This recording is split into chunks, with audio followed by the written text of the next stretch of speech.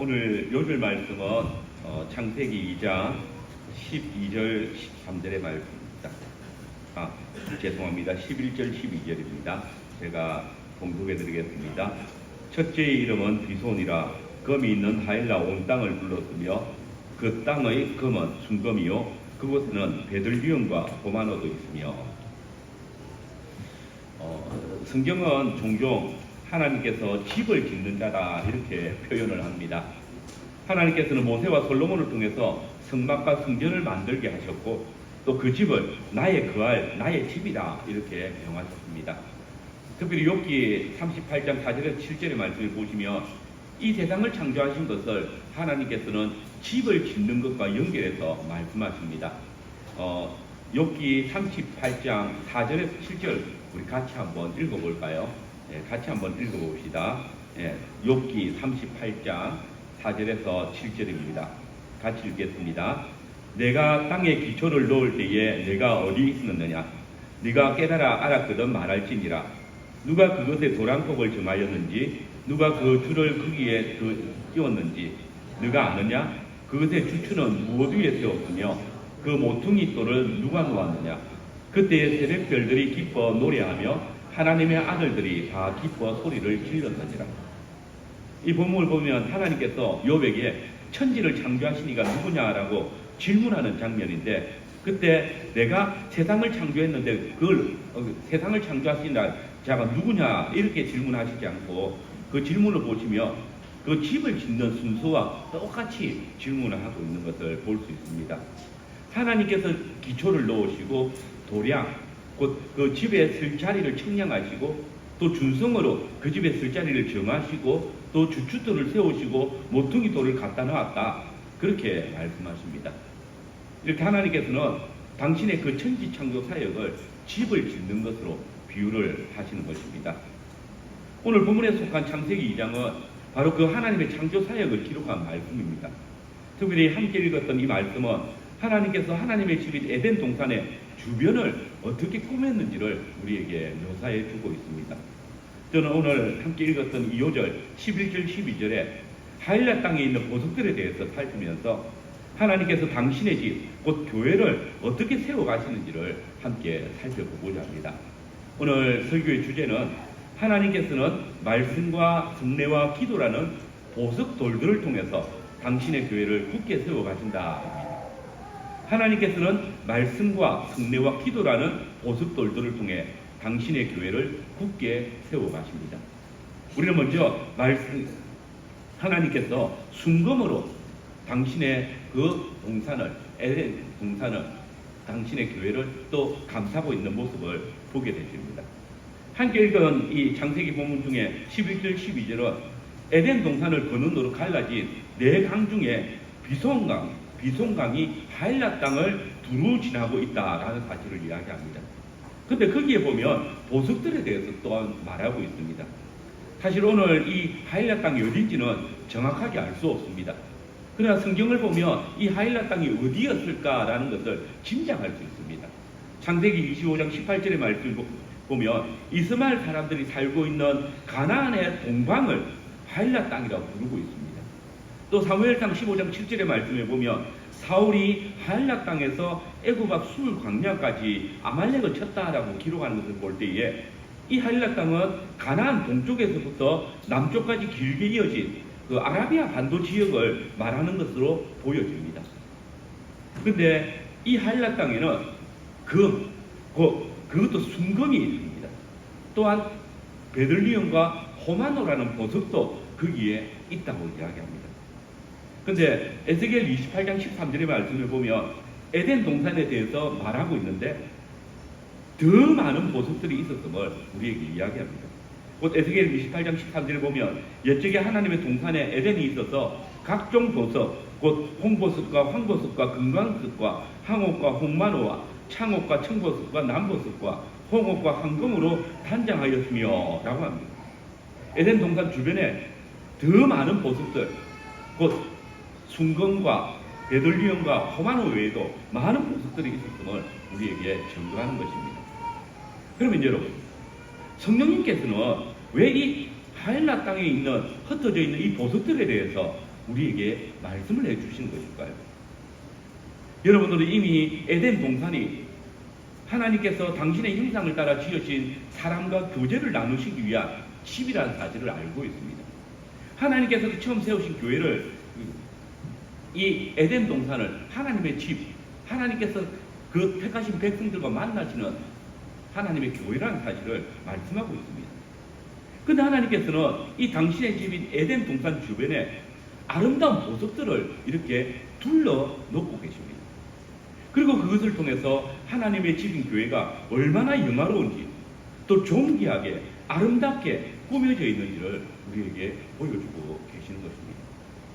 오늘 본문은 에덴 동산에서 발원한 비송강의 하일라 땅에는 그것도 순금이 많이 있었다라고 증거하고 있습니다. 창세기 저자인 모세는 그 땅의 금들은 더 이상 정렬할 필요가 없는 순금이라고 말합니다. 여러분, 순금으로 둘러싸여 있는 에덴 동산, 에덴 동산이 하나님의 집이라면 지금 이 하나님의 집을 곧 순금이 둘러싸고 있는 모습을 그려주고 있습니다. 근데 여러분, 하나님의 집이 순금으로 둘러싸여 있다. 하나님의 집, 이 하나님의 집을 생각해 보면 순금으로 쌓여져 있던 하나님의 집을 우리가 알고 있습니다. 그 집이 어떤 집입니까? 하나님의 성막입니다. 또 성전입니다. 성경에 보시면 하나님께서는 모세와 솔로몬에게 성소 안에 있는 모든 중요한 기물들을 순금으로 입히라 이렇게 말씀하십니다. 하나님의 집에 그 주변에 순금으로 꾸미고 있다는 것입니다. 근데 솔로몬이 성전 기물을 만들 때에 이 금을 어디서 가져왔습니까? 열왕기상 9장 오늘 아침 묵상에 보면 24절로 되어져 있는데 28절입니다. 거기 보시면 솔로몬은 히람왕을 통해서 오빌에서 금을 채광해 옵니다. 근데 오빌이 어디 있을까요? 지도가 있으신 분을 한번 보십시오. 거기는 하일라 땅으로 알려져 있는 이 아라비아 반도 남단에 있습니다. 다시 말해서 하일라 땅이 하나님의 성전을 세울 때, 하나님의 집을 꾸밀 때 그 순금을 제공했다는 것입니다.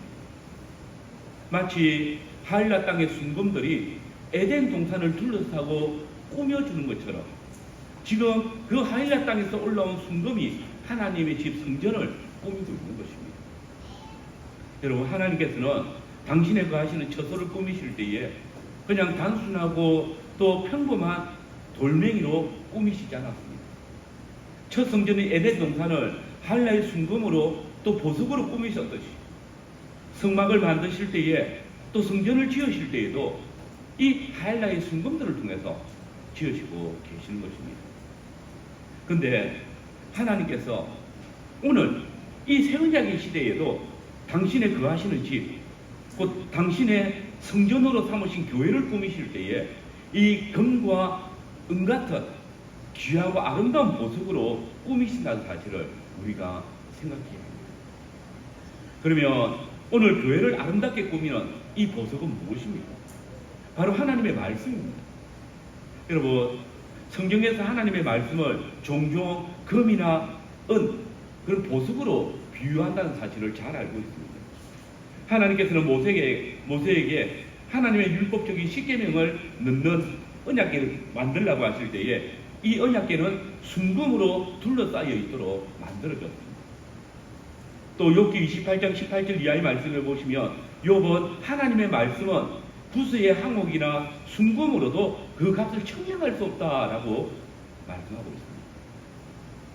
더불어 시편 19편 9절에서 10절 말씀을 보면 그이는 여호와를 경외하는 도는 정결하며 영혼까지 이르고 여호와의 규례는 확실하여 다 어려우니 곧 많은 순금보다 더 사모할 것이요 꿀과 송금보다 더 달다 이렇게 표현합니다. 시편 119편 72절이나 또 127절을 보시면 주의 입의 법이 내게는 천천의 금은보다 성하니이다. 그러므로 내가 주의 계명을 곧 순금보다 더 사랑하니이다 이렇게 고백합니다. 언약 백성들은 하나님의 말씀을 순금으로 그 순금보다 더 귀한 것으로 비유하고 있는 것입니다. 여러분, 구약시대에 성막이 중요한 이유가 무엇입니까? 그 건물이 아름답기 때문입니까? 그 건물에 많은 금은을 넣었기 때문입니까? 많은 재정을 들여서 지었기 때문입니까? 그렇지 않습니다. 성전이 중요한 이유는 야훼 하나님께서 거기 계시기 때문입니다. 그곳에 하나님의 말씀이 있기 때문입니다. 그곳에 야훼 하나님의 말씀이 흘러나오기 때문입니다. 우리가 잘 아는 이사야 2장 3절의 말씀을 보시면 오라 우리가 여호와의 산에 오르며 야훼 하나님의 전에 이르자. 그가 그 길을 우리에게 가르치실 것이라. 우리가 그 길을 행하리니 이는 율법이 시온에서부터 나올 것이고 여호와의 말씀이 예루살렘으로부터 나올 것이기 때문이다 라고 이야기합니다. 여러분, 하나님의 말씀이 없는 성전, 그것은 아무리 많은 금과 은과 보석으로 지어져도, 또 아무리 아름답게 또 웅장하게 화려하게 지어져도 아무런 소용이 없습니다. 하나님의 말씀을 순종하지 않는 이스라엘, 그들이 하나님의 백성으로 부르심을 받고 하나님의 집으로 세워져 가지만 하나님의 말씀을 순종하지 않는다면, 하나님의 말씀을 곧 순금보다 귀하게 여기지 않는다면, 그들이 아무리 육신으로 아브라함의 자손이라 할지라도 하나님께서 함께하시지 않는다면 무슨 의미가 있겠습니까? 그래서 실로에 있는 성막이 언약궤를 블레셋에게 빼앗겼을 때에 엘리의 며느리 비느하스의 아내가 아들을 낳으면서 죽으면서 그 아들의 이름을 뭐라고 했습니까? 이가보. 곧 야훼의 영광이 이스라엘을 떠났다라고 했던 것입니다. 그래서 에스겔 10장의 말씀을 보시면 남유다 왕국이 하나님의 말씀을 떠났을 때에, 더 이상 하나님의 말씀이 그들을 다스리지 아니할 때에 하나님의 영광이 예루살렘 성전 문지방을 넘어 바벨론으로 가버렸다라고 증언하는 것입니다. 여러분, 모세와 솔로몬이 성막과 성전을 만들 때 무엇을 근거해서 만들었는지 잘 기억해야 됩니다. 모세와 솔로몬이 성막과 성전을 만들 때 거기에 좋은 나무를 쓰고 좋은 보석을 썼기 때문에 그 집이 하나님의 집이 된 것이 아닙니다. 하나님의 말씀을 따라 성막을 세우고 또 성전을 지었기 때문에 그 집이 하나님의 집이 되는 것입니다. 아무리 금이 많아도 하나님의 정하신 규례만큼 사용해야 하고, 아무리 좋은 나무가 많아도 하나님의 정하신 규격에 따라 만들어야 했습니다. 그때에 하나님께서 당신의 말씀대로 지어진 그 집에 영광 가운데 강림하시고 임재하셨습니다. 그때에 성막과 성전이 영광스러운 하나님의 집이 되는 것입니다. 여러분, 오늘 우리 교회는 무엇으로 교회를 세우고 있습니다? 무엇보다 교회는 금과 은보다 더 귀한 하나님의 말씀 위에 세워져야 합니다. 하나님께서는 당신의 집을 순금 같은 말씀으로 지어가십니다. 금보다 귀하고 항옥보다 존귀한 주의 복음으로 세워가십니다.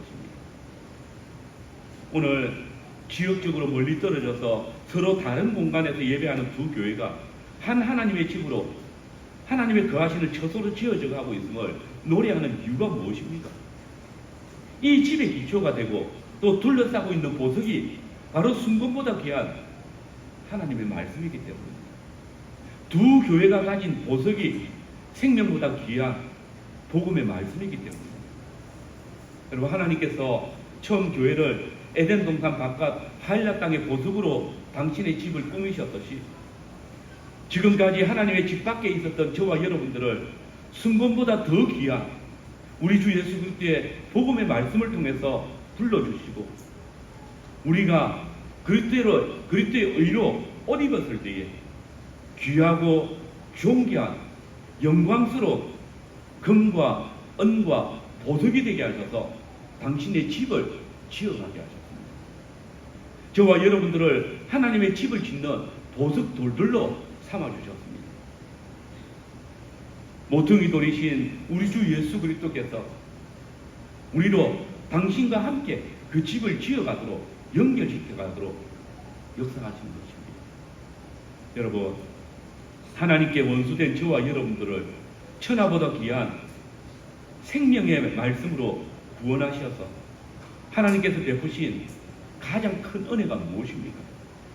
바로 금보다 더 귀하신 우리 주 예수 그리스도를 이 땅에 보내시고 그리스도를 믿는 저와 여러분들을 하나님의 성전으로 또 주의 거하실 집으로 삼으신 은혜 아닙니까? 여러분, 우리가 다 한 주님의 복음의 말씀으로 또 믿음으로 이 예배의 자리에 나왔다면 우리는 다 주 예수 그리스도께서 아버지 하나님의 집을 세우시기 위해서 친히 피 흘려 사신 하나님의 집의 산돌들입니다. 산돌이신 그리스도께 연합되어서 주님의 집을 세우는 금과 은과 보석돌들이 되어졌습니다. 말씀 사역자들이 선포하는 그 복음의 말씀을 통해서 한 주님의 교회로 세워져 갑니다. 우리가 함께 읽었던 고린도전서 3장 10절 이하의 말씀을 한번 보십시오. 거기 보면 바울은 자신을 무엇이라 소개합니까? 하나님의 집을 짓는 건축가라고 소개합니다.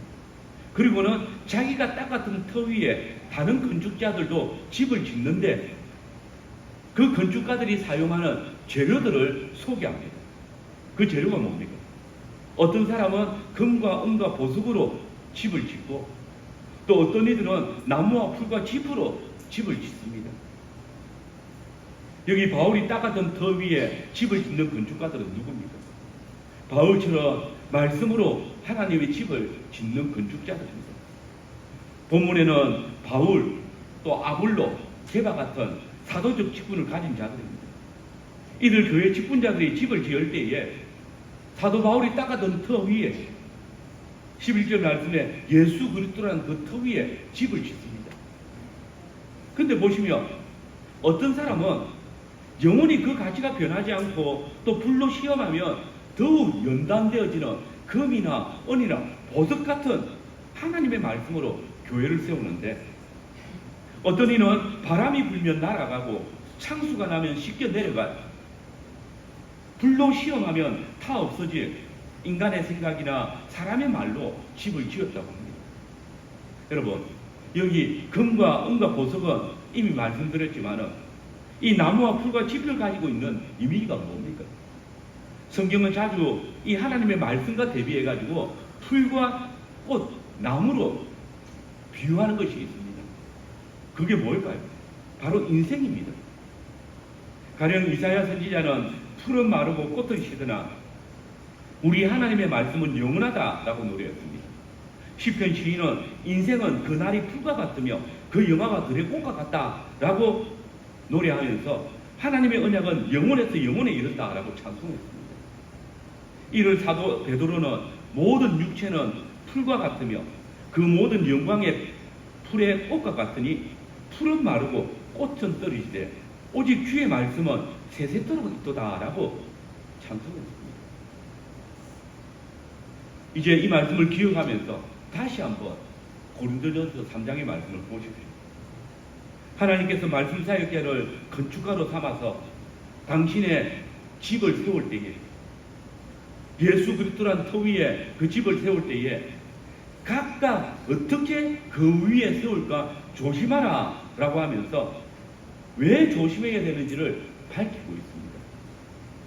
그 재료들을 제시한 후에 그 지은 공적을 하나님께서 시험하신다라고 말합니다.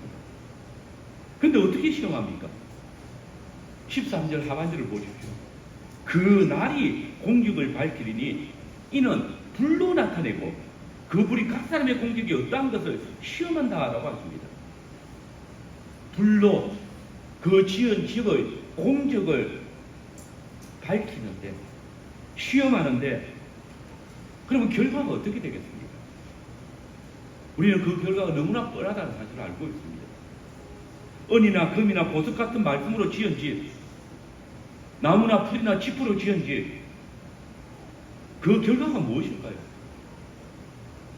여러분, 오늘 우리가 속한 교회는 무엇으로 그 틀을 닦고 무엇으로 그 위에 집을 짓고 있습니다.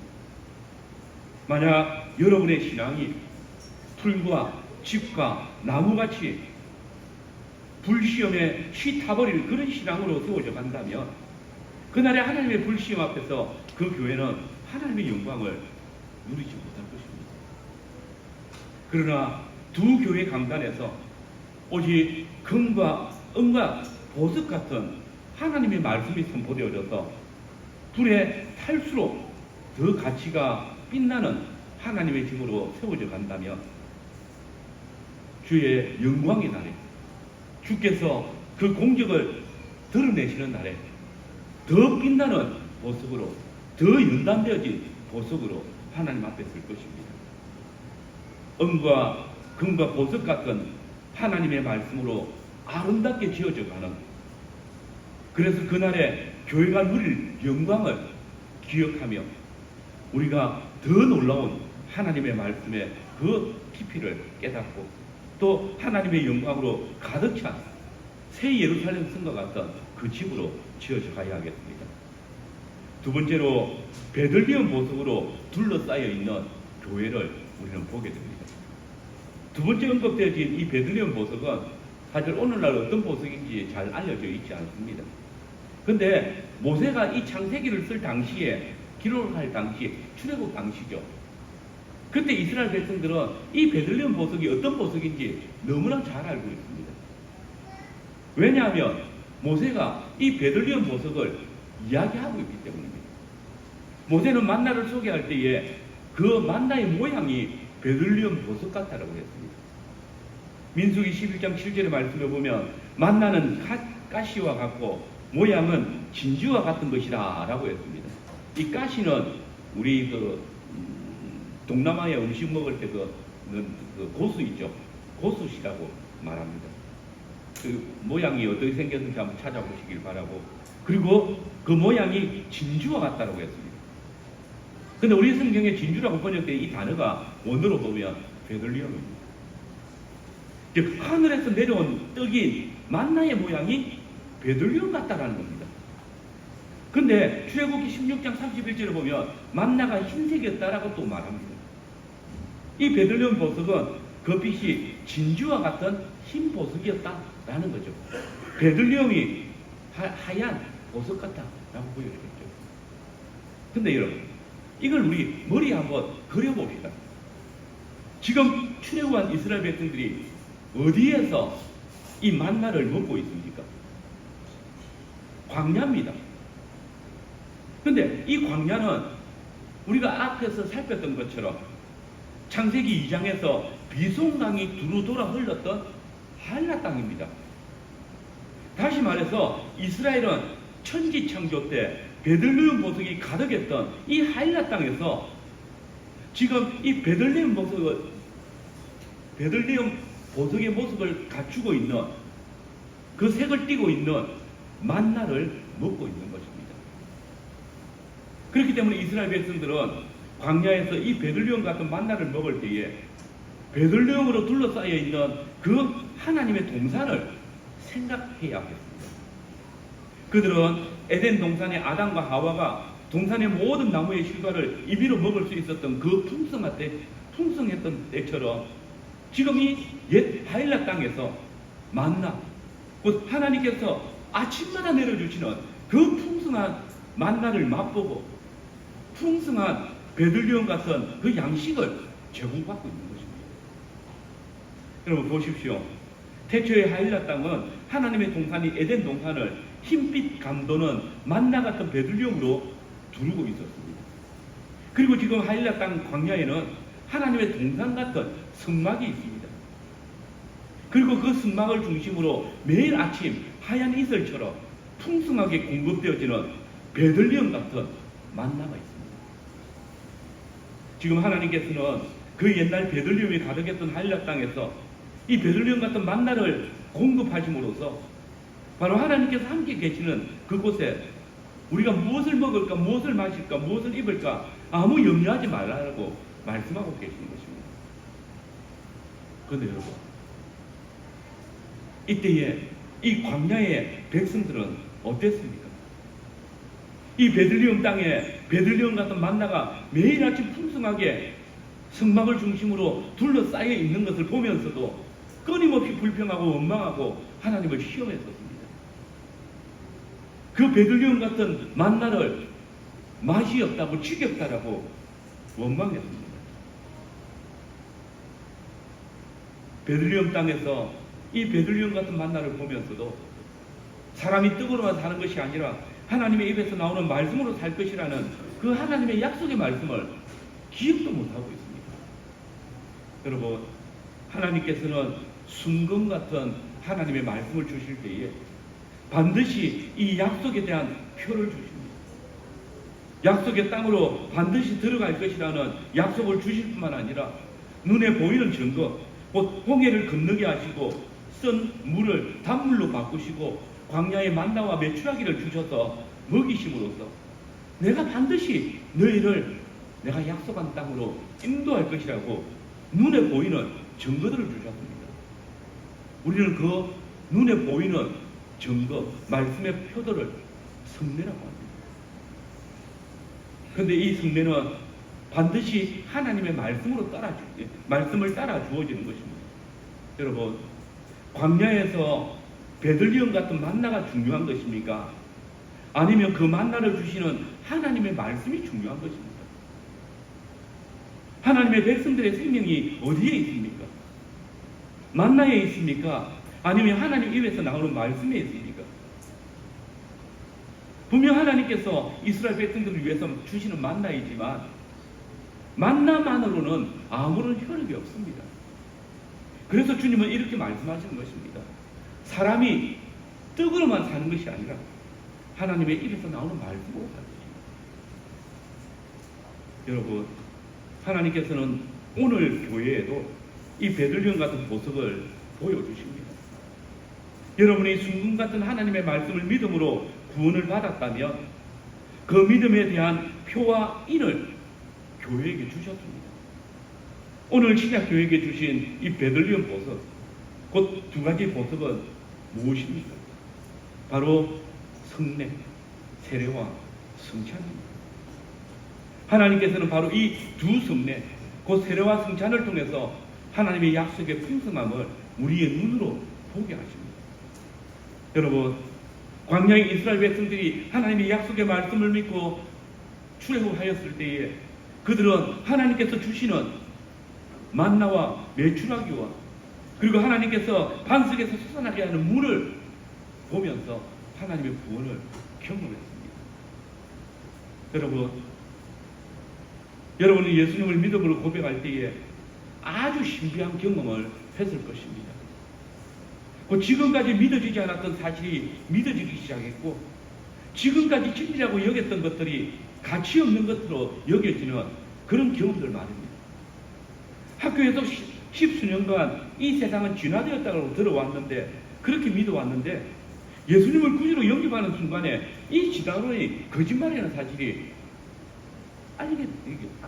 깨닫게 되어집니다.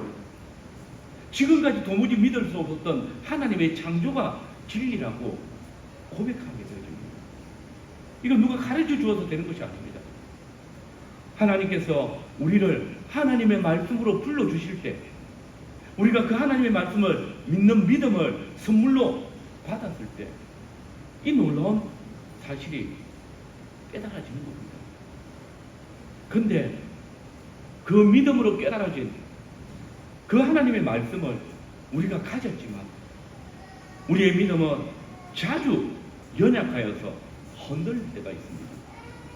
하나님께서는 이런 우리의 연약함을 친히 경험하셨을 뿐만 아니라 그것을 동정하여 주시면서 우리가 연약하여질 때에 믿음이 더 굳게 세워질 수 있도록 약속에 대한 표를 주십니다. 우리가 예수님을 주와 그리스도로 고백할 때에 주님은 그 약속의 표로서 우리가 그 믿음의 표로서 세례를 주십니다. 그리고 우리가 이 세상을 살면서 세상의 미혹을 받아 흔들릴 것을 아시기 때문에 성찬이라는 표로 매주 우리에게 약속을 기억하도록 하십니다. 우리는 세례를 통해서 내가 예수님 안에서 죄에 대해서 죽고 의에 대해서 살게 되어진 것을 경험합니다. 여러분, 세례를 귀히 여기십시오. 세례는 여러분이 이제 더 이상 죄인이 아니라 그리스도 예수 안에서 어렵게 되어졌다는 사실, 하나님께서 우리에게 주시는 약속의 표입니다. 시편 77편은 이스라엘 백성들이 출애굽할 때의 기사를 노래한 것인데 그 16절에 보시면 하나님께서 홍해를 가르신 기사가 나옵니다. 그리고 이스라엘 백성들은 그 홍해를 마른 땅같이 건넜습니다. 근데 거기 보면 하나님께서 물을 가르칠 때에 물들이 주를 보고 두려워했다라고 합니다. 그래서 홍해물이 하나님을 보고 갈라졌다라고 말하는 것입니다. 근데 여러분, 여기 이 두려워하다라는 단어가 원래는 해산을 인한 산통을 겪다라는 단어에서 왔습니다. 주님께서 바다를 지나가시니까 바다가 두려워했다, 산통을 겪었다는 겁니다. 그리고 그 산통의 결과가 뭡니까? 하나님께서 그 산통을 통해서 낳은 것이 무엇입니까? 아기가 태어났습니다. 그 아기는 바로 이스라엘 백성들입니다. 하나님께서는 이 광야에서 이스라엘을 낳았습니다. 그래서 에스겔 선지자는 이스라엘이 광야에 빗덩이처럼 던져져 있었다고 말했습니다. 여러분, 홍해가 산통을 겪을 때 애굽 땅 종되었던 이스라엘 백성들이 이 홍해라는 산도 곧 아기가 나오는 길을 통해서 하나님의 백성으로 태어났습니다. 종되었던 이스라엘이 죽고 하나님의 자녀라는 새로운 생명으로 태어났습니다. 근데 이게 세례입니다. 고린도전서 10장 1절 2절입니다. 우리 조상들이 다 구름 아래에 있고 바다 가운데로 지나며 모세에게 속하여 다 구름과 바다에서 세례를 받았다라고 증거합니다.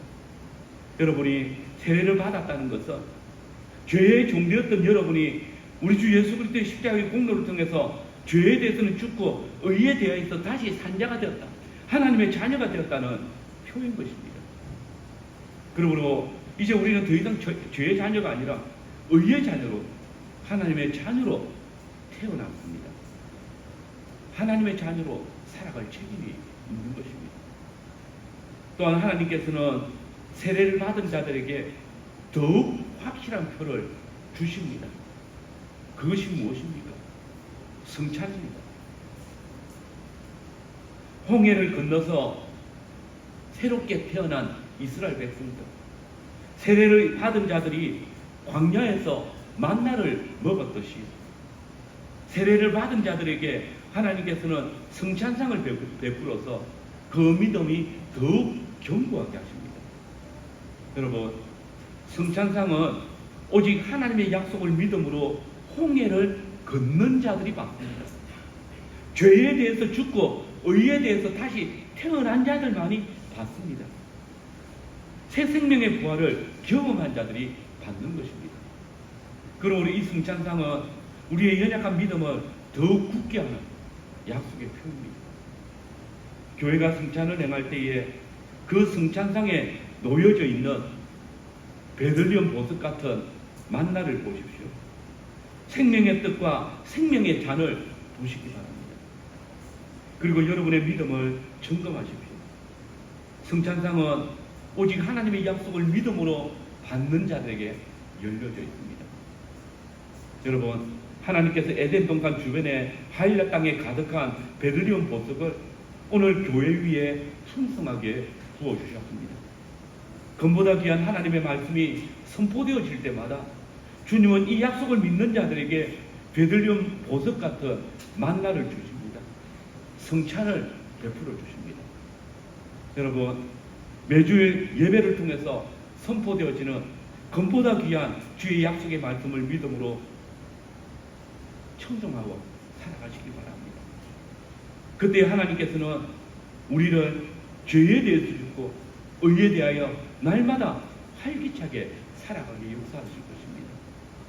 우리로 이 광야 같은 세상에서 활기차게 살아가도록 하시기 위해서 한라 온 땅에 가득했던 그 베들리엄 같은, 저 광야에 수북했던 만나 같은 풍성한 은혜의 양식들을 우리로 먹이시며 입히실 것입니다.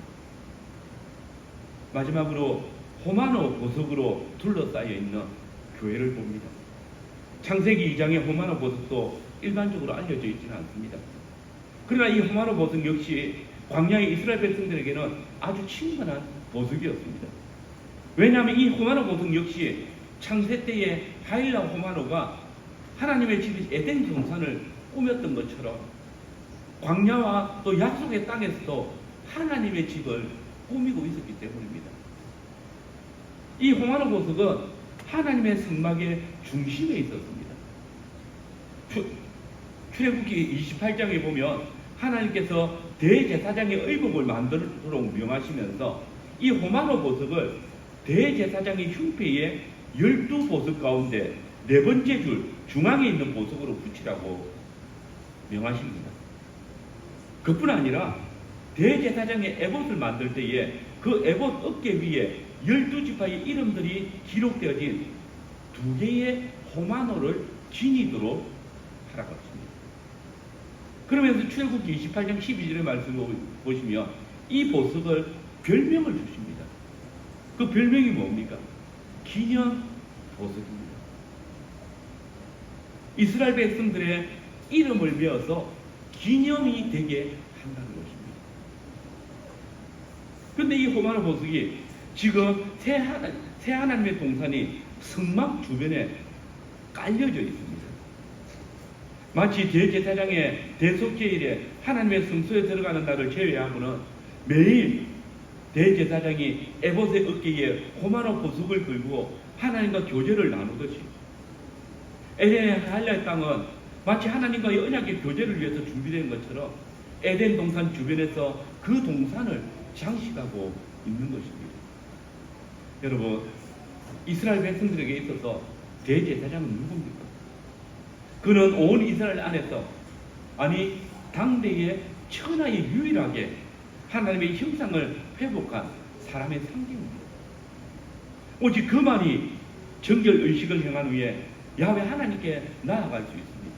하나님의 성소에 들어갈 수 있었습니다.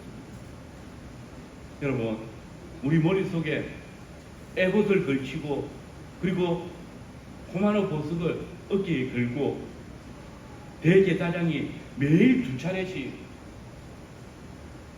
성막을 거니는 장면을 그려보십시오. 그때 하나님께서는 대제사장의 어깨에 걸려져 있는 호마노 2개에 새겨진 자기 백성의 이름을 기억하여 주십니다. 또 그들과 교제를 나누십니다. 그런데 매일 대제사장이 2차례씩 성막을 거니면서 하는 사역이 무엇입니까? 출애굽기 27장 20절 이하의 말씀을 보시면 대제사장은 매일 저녁에 성소에 들어가서 금등잔에 불을 밝힙니다. 너는 또 이스라엘 자손에게 명하여 감나무로 짠 순결한 기름을 등불을 위하여 내게로 가져오게 하고 끊이지 않게 등불을 켜되 아론과 그의 아들들도 해마간 증거계 앞에 휘장 밖에서 저녁부터 아침까지 항상 여호와 앞에 그 등불을 보살피게 하라. 이는 이스라엘 자손의 대대로 영원한 규례입니다. 이렇게 호마노 보석을 건 대제사장은 매일 하나님의 빛을 온 이스라엘에게 비추게 합니다. 그리고 아침이 되면 다시 성소에 들어갑니다. 그리고 분향단에 향기로운 향을 사릅니다. 등잔의 불을 정리합니다. 출애굽기 30장 7절 8절의 말씀을 보면 아론이 아침마다 그 위에 향기로운 향을 사르되 등불을 손질할 때에 살을 치며 또 저녁 때 등불을 켤 때에 살을 치니 이 향은 너희가 대대로 여호와 앞에 끊지 못할지어다. 그런데 여러분, 놀랍게도 사도 요한은 그의 계시록을 통해서 이 분향단의 향기가 성도의 기도라고 증언합니다. 다시 말해서 대제사장은 당대 이스라엘 중보자로서 매일 아침과 저녁에 온 이스라엘을 위해서 기도하는 일을 쉬지 않고 있는 것입니다. 그렇습니다. 온 이스라엘의 이름이 새겨져 있는 이 호마노 보석을 에봇과 흉패에 붙인 대제사장이 매일 아침과 저녁에 야훼 하나님의 성소 앞에 나아갑니다. 등대에 불을 붙임을 통해서 하나님의 말씀의 빛이 이스라엘을 비추게 합니다. 또 매일 아침과 저녁에 분향단의 향기로 하나님의 진노를 누그러뜨리고 그 백성들을 위해서 기도합니다. 이런 대제사장의 모습은 마치 광야에서 야훼 하나님께서 낮에는 구름 기둥으로 밤에는 불기둥으로 인도하시던 장면을 연상시켜줍니다. 대제사장은 이스라엘 백성들에게 야훼 하나님의 인도하심과 지키심과 또 도우심을 보여주고 있는 것입니다. 더불어 이스라엘 백성들은 이 대제사장 어깨 위에 걸려진 호마노 보석을 볼 때마다 언젠가는 온 백성이 마치 에덴 동산 주변에 호마노 보석이 둘러선 것처럼 다 함께 저 대제사장처럼 하나님의 지극히 거룩한 성소를 둘렀을 것을, 그 성소에 들어갈 날을 고대할 것입니다. 첫째 아담으로 인해서 닫혀졌던 그 에덴 동산의 문이 두루 도는 하얀검이 거쳐지고 그 풍성한 은혜와 축복이 가득한 새 에덴 동산의 회복을 기다릴 것입니다. 성소 앞에 드려진 휘장이 제껴지고 더 이상 대제사장의 어깨에 호마노가 아니라 모든 백성이 호마노 보석이 되어서 하나님 앞에 나아가는 그 새 에덴의 회복을 고대할 것입니다. 그리고 이제 그날이 왔습니다. 둘째 아담이신 그리스도께서 사단의 미혹으로 인해서 닫혀졌던 에덴 동산의 문을 여셨습니다. 하나님의 보좌 앞에 두껍게 드리워졌던 그 휘장을 찢어 놓으셨습니다. 그리고 에덴 밖에 흩어졌던 호마노 보석들을, 하나님의 집을 꾸미고 있던 하나님의 기념 보석들이었던 그 새겨졌던 하나님의 백성들이 함께 에덴 동산 안으로 인도하여 들이셨습니다. 여러분 보십시오. 우리의 대제사장이신 그리스도께서 그 어깨에 새 이스라엘 된 우리의 이름이 새겨져 있는 이 호마노를 당신의 어깨에 메시고 당신이 찢어 놓으셨던 그 휘장을 지나서 아버지의 보좌로 나아가셨습니다. 그리고 그때 아버지 하나님께서는 그분의 어깨에 메어진 저와 여러분의 이름을 보십니다. 그리고 우리를 기념하여 주십니다. 우리가 그 말씀의 빛을 보고 믿음으로 하나님의 자녀가 되어졌습니다. 둘째 아담이신 그리스도로 인하여서 우리가 새 에덴 동산에 거하게 되었습니다. 우리가 주의 이름으로 무엇이든지 구하면 다 들어 응답하여 주십니다.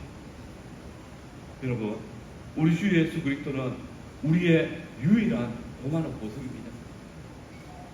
하나님께서는 우리의 기념 보석이신 그리스도 예수님을 통해서 우리를 기억하시고 당신의 교제의 상으로 나오게 하십니다.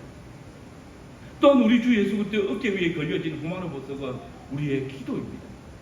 아시는 것처럼 기도는 하나님께서 당신의 구원에 참여한 성도들에게 교제의 방편으로 열어놓으신 문입니다. 그래서 우리가 주 예수 그리스도의 구원을 힘입어 언제든지 그 이름으로 무엇이든지 구하면 하나님께서는 예수님의 두 어깨에 놓여진 우리의 이름을 기념하는 호마노 보석을 보시면서 우리의 기도에 응답하여 주십니다. 친한 친구가 그 친구의 고민을 듣고 함께 고민하듯이 우리가 말할 수 없는 탄식으로 고민하며 슬퍼할 때 당신의 성령을 통해서 우리를 대신해서 강구하도록 역사하여 주십니다. 기도를 통해서 하나님의 더 크고 놀라운 약속들을, 비밀한 은혜들을 찾아 누릴 수 있도록 하십니다. 그리고 이제 저와 여러분이 섬기는 교회에 호마노 보석이 되어야 합니다. 교회를 위해서 기도하는 자가 되어야 됩니다. 헌신은 예배로 이루어지는 것이 아닙니다. 여러분이 금같은 하나님의 말씀을 듣고 그 말씀에 순종하는 것이 헌신입니다. 세례받은 그 감격을 기억하며 죄에 대해서 철저히 자신을 경계하고 주의 진술하시는 베들레헴, 곧 성찬상에 참여하기에 부끄러움이 없도록 오직 주님이 원하시는 그 뜻대로 살아가는 것이 헌신입니다. 더불어 교회와 직분자들을 위해서 기도하고 봉사하고 또 겸손히 허리를 동이는 이것이 우리의 헌신입니다. 그리고 바로 그때 저와 여러분이 그리스도의 장성한 분량에까지 자라갑니다. 그리스도께서 순검이신 것처럼 여러분이 하나님의 집을 세우는 순검이 되어지고 예수님의 몸과 피가 교회의 베들레헴이신 것처럼 여러분이 베들레헴 보석이 되십니다. 그리스도께서 우리의 대제사장으로 하나님 앞에 호마노 보석이 되시고 바로 여러분이 이 세상의 왕과 제사장으로서 하나님의 집을 짓는 소망의 보석이 됩니다. 여러분, 하나님께서는 당신의 거하시는 처소를 꾸미실 때에 그냥 평범하고 단순한 돌멩이로 꾸미시지 않았습니다. 하나님께서는 귀하고 아름다운 보석으로 꾸미셨습니다. 주님의 집을 꾸미는 아름다운 보석들이 무엇입니까? 바울은 성도가 모퉁이 돌이신 그리스도를 중심으로 하나님의 성전을 지어가는 돌이라고 했습니다. 너희는 사도들과 선지자들 터 위에 세우심을 입은 자라. 그리스도 예수께서 친히 모퉁이 돌이 되셨느니라. 그의 안에서 건물마다 서로 연결하여 주 안에서 성전이 되어가고 너희도 성령 안에서 하나님의 거하실 처소가 되기 위하여 예수 안에서 함께 지어져 가느니라. 그리고 동일한 의미에서 베드로는 사람에게는 버림바가 되었으나 하나님께서는 택하심을 입은 보배로운 산돌이신 예수에게 나와 너희도 산돌같이 신령한 집으로 세워지고 예수 그리스도로 말미암아 하나님이 기쁘시게 받으실 신령한 제사를 드릴 거룩한 제사장이 될지. 우리 주 예수 그리스도께서 금보다 귀하신 하나님의 말씀이시라면 그리스도 연합한 우리도 금과 보석들입니다. 우리 주 예수 그리스도께서 산돌이시면 우리가 산돌이게 됩니다. 여러분, 놀랍지 않습니까? 우리가 주님의 집을 짓는 성전 돌들입니다. 하나님께서 오늘 당신의 집을 꾸미시기 위해서 정말 세상에서는 버림받았던 돌멩이 같은 저와 여러분을 당신의 집을 꾸미는 보석 돌들로 삼아주셨습니다. 하나님의 말씀으로 우리를 다듬으시고 또 연단시켜서 더 빛나게 만들어 주십니다. 당신의 집이 세워지게 하십니다. 산 돌들이 되게 하십니다. 실로 천지를 지으신 하나님께서는 세상 가운데 조롱당하는 저와 여러분들을 당신의 가슴에 품고 또 그것을 귀하게 여기셔서 귀한 보석 같은 가치를 내게 하시는 것입니다. 여러분, 이제 이렇게 보석 돌들로 지어진 하나님의 집의 영광과 가치가 어떠한지 보십시오. 요한계시록 21장입니다. 거기 보면 새 예루살렘 성에 대해서 소개를 하는데 11절 이하의 말씀에 보면 그 집은 많은 보석 돌들로 장식되어져 있습니다. 마치 성막과 성전이 각종 보석으로 장식되어 있는 것처럼 새 예루살렘 성 역시 각종 휘황한 보석으로 되어져 있습니다. 잘 다듬어진 보석으로 가득한 세상을 한번 생각해 보십시오. 거기에 빛이 비치면 얼마나 찬란한 빛이 나겠습니까? 각종 보석들의 빛이 반사되어져 가지고 아마도 그것을 보는 사람들은 정신이 현황할 것입니다. 근데 새 예루살렘 성이 그러합니다. 요한계시록 21장 23절의 말씀입니다. 거기 보면 그 성은 해나 달의 비침이 쓸데없으니 이는 하나님의 영광이 비치고 어린 양이 그 등불이 되십니다.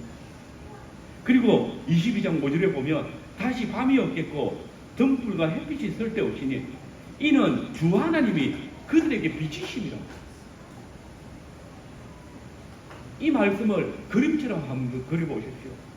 하나님의 집이 각종 보석으로 둘러싸여져 있습니다.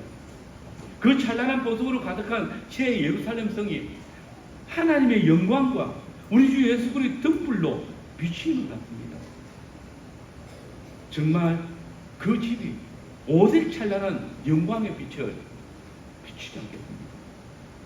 그러니 해도 달도 쓸데없고 밤이 없는 성이 되는 것입니다.